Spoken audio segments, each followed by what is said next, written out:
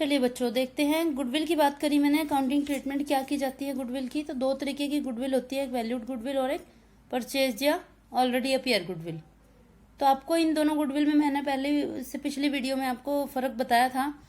तो पहले बात कर लेते हैं वैल्यूड गुडविल की। वैल्यूड गुडविल कौन सी, जिसकी वैल्यू कैलकुलेट की जाती है बाय एनी वन मेथड। तो बच्चों आपको याद होगा कि गुडविल की वैल्यू कब लगाई जाती है, जब भी पार्टनरशिप में कोई ना कोई डिस्टर्बेंस आती है, रिकंस्ट्रक्शन होता है, जैसे change in profit sharing ratio, admission, retirement, death of the partner, इन सभी कंडीशंस में गुडविल की वैल्यू निकाली जाती है। तो चलिए, आपको क्वेश्चन में वैसे दी होती है ये कितने रुपए गुडविल है, तो जितनी भी वैल्यू आती है गुडविल की कैलकुलेट करके, उसमें से नए पार्टनर का शेयर निकालकर उससे मंगवाया जाता है। फॉर एग्जाम्पल देखिए, एग्जाम्पल भी मैंने लिखा हुआ है कि मान लेते हैं कि गुडविल है 4 लाख रुपए और डी को एडमिट किया गया 1/4 शेयर के लिए। तो डी का शेयर कितना बनेगा, 4 लाख का 1/4 पार्ट 1 लाख रुपए। तो डी का शेयर बनता है 1 लाख रुपए। तो ये पुराने पार्टनर उसे बताएंगे, आने वाले पार्टनर को, डी को, कि जैसे मान लेते हैं एबीसी पार्टनर है, डी नया पार्टनर आ रहा है, तो डी को कितनी गुडविल के पैसे लेकर आने हैं, ये उसे कौन बताएंगे, ये पुराने पार्टनर्स उसे कैलकुलेट करके बताएंगे कि हमारी पूरी फर्म की गुडविल इतनी बनती है, तुम इतने हिस्से के लिए आ रहे हो तो तुम्हारी गुडविल इतनी बनती है। ठीक है, इसकी ट्रीटमेंट आगे मैं आपको बताती हूँ। अब दूसरी तरफ देख लेते हैं कि परचेज गुडविल।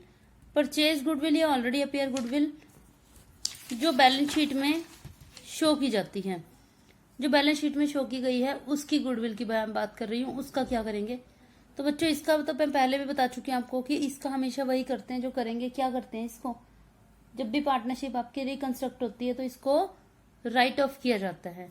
तो चलिए मैं बारी बारी से इसकी और इसकी बारी से बात करते हैं। तो पहले हम वैल्यूड गुडविल के बारे में बात करते हैं। देखो बच्चों, 3 कंडीशंस हो सकती हैं। देखिए, अभी मैंने पिछला छोटा सा एक एग्जांपल आपको बताया था कि डी पूरी फर्म की कैपिटल गुडविल बनती है 4 लाख रुपए, उसमें से 1/4 पार्ट के लिए वो आया, डी आया सपोज, तो 1 लाख रुपए उसको गुडविल के लेकर आने होंगे। तो पहली कंडीशन, दूसरी और तीसरी। पहला लिखा है कि व्हेन प्रीमियम ऑफ गुडविल, यानी जो 1 लाख रुपए उससे मंगाने हैं, is paid by the new partner privately, अगर वो प्राइवेटली पे कर दे, उसे फर्म में शो ही ना करे, तो क्या होगा, अभी देखेंगे इसका क्या होगा। दूसरी कंडीशन है when premium of goodwill is paid by new partners in cash, जब नया पार्टनर गुडविल के अमाउंट को कैश में पे कर दे तो क्या होगा। थर्ड कंडीशन है when premium of goodwill does not bring by the new partner, जब प्रीमियम फॉर गुडविल के जो पैसे हैं वो नया पार्टनर कैश में ना लेकर आए तो क्या होगा। देखो बच्चों, आप तीनों कंडीशंस मैंने आपको बताई कि पहली कंडीशन, जब जो पार्टनर है, नया पार्टनर, वो गुडविल के पैसे देगा तो सही, लेकिन प्राइवेटली पे करेगा, फर्म में पे करके उसको शो नहीं किया जाएगा। तो फर्स्ट कंडीशन में नो एंट्री, कोई भी एंट्री नहीं की जाएगी, क्योंकि वो तो प्राइवेटली उसने घर पर ही पे किया उसको, तो इसकी फर्म में इसकी कोई भी एंट्री नहीं होगी। चलिए, अब दूसरी कंडीशन कौन सी बची और तीसरी कौन सी बची। दूसरी में है कि अगर वो गुडविल के पैसे कैश में दे दे तो कैसे, और अगर कैश में ना दे तो कैसे। अब देखिए, when premium is paid by the new partners in cash, जब प्रीमियम नया पार्टनर जो है वो कैश में पे करे तो क्या होगा इससे एंट्री। देखिए, कैश या bank account debit to premium for goodwill account, ये एंट्री हुई कैसे। देखिए, फर्म में एंट्री हो रही है, फर्म में कैश आ रहा है, cash account debit to premium for goodwill, firm के लिए इनकम हो गई है ये। ठीक है, अब आप सोच के देखिए कि जो ये प्रीमियम के पैसे लेकर आया, जो मैंने एग्जांपल में आपको बताया था 1 लाख रुपए लेकर आया, इसके ऊपर किसका अधिकार होगा। ऑब्वियस सी बात है, पार्टनर्स का, लेकिन ABCD का नहीं, ABC का, पुराने पार्टनर्स का होगा। और ये पुराने पार्टनर्स इस प्रीमियम फॉर गुडविल को, इस 1 लाख रुपए को आपस में बांट लेंगे, लेकिन कौन सी रेशो में, सेक्रीफाइसिंग रेशो में। जिस रेशो में उन्होंने डी के लिए सेक्रीफाइस किया, डी ने अपना गुडविल का हिस्सा लाके उनको उन्हीं रेशो में दे दिया। तो देखते हैं, एक एंट्री तो हो गई है, दूसरी एंट्री होगी premium for goodwill account debit to old partners capital account, ये सेक्रीफाइसिंग रेशो में होगा। तो बच्चों, ये अपने पास आप नोट करते जाइए, premium for goodwill account debit to old partners capital account, ये ओल्ड पार्टनर्स को मिल जाएगा उनका शेयर, अगर वो सेक्रीफाइस करते हैं तो उनको सेक्रीफाइसिंग रेशो में डिस्ट्रीब्यूट कर दिया जाएगा। और अगर कोई पार्टनर सेक्रीफाइस नहीं कर रहा है तो उसको ये शेयर नहीं भी मिलेगा। अब इसमें आप एक एक्स्ट्रा पॉइंट देखिए,